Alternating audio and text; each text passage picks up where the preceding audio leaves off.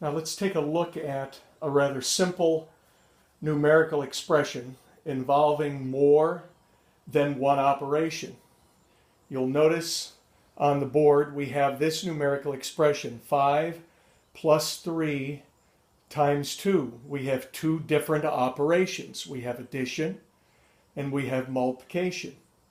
The question is, which operation do we do first? Do we do the addition first, or we do the multiplication first? Well, let's go back to our memory device. And this is how we would go through our memory device to make sure that we're solving this numerical expression properly. We'll start on the left and we'll look at the letter P, and that represents parentheses. So I check my expression for any parentheses that might be present.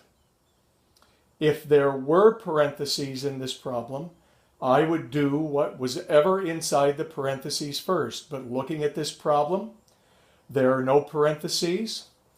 We have checked for parentheses, and normally I direct my students to write these 6 letters down on their paper when they do any multi-operation problem, and they check off the letters as they go through them. I check for parentheses. I found none, so I will check off that P. The next letter I come to is E, and that stands for exponent. Now an exponent is a small number that gives a power to a particular number. Now we'll come back to this later, but an example of an exponent would be the small 2 that sits above the large 2.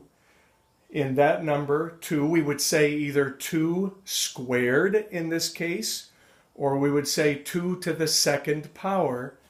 And it's this small 2 that is the exponent. Now we're looking at our expression on the board. We see no exponents there. We've checked for that. We found none. Now we proceed through the problem. We come next to the M and the D, and remember that the M stands for multiplication and the D stands for division. I look at my problem and I see that I do have multiplication in this problem. I do have multiplication, and because the M and the D in PEMDAS comes before the A and the S, I will do the multiplication in this case before I would do the addition. Now what I normally do when I do a problem like this is once I've determined what operation I do first, I will go to the problem and I will add my own parentheses to remind me that I would do the multiplication here before I do the addition. So now I do the 3 times the 2, which is 6. I will write that down below that operation. I often will cross this out to remind myself I've done that operation. Then I will bring down the rest of the problem that hasn't been done yet. So I bring down the 5 and the addition sign. I look for division in the problem. I see none. Now all that I have left in this problem is addition. That's the only operation that is left. So 5 plus 6 equals 11, and that is how you solve that numerical expression properly.